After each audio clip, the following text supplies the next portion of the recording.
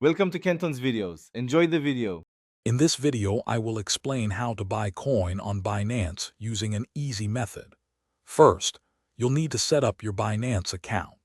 This involves creating a new account and completing the necessary identity verification steps. Make sure to enable two-factor authentication for robust security. This ensures your assets are protected from unauthorized access, giving you peace of mind as you begin your crypto journey. Once your account is ready, the next step is to fund your Binance wallet. You have several options for this. You can deposit fiat currency, like US dollars, directly using a bank transfer or a credit card.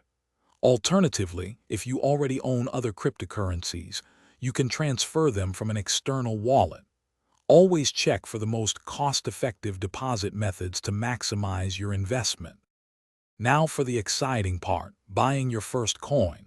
Head over to the Buy Crypto section within the Binance platform.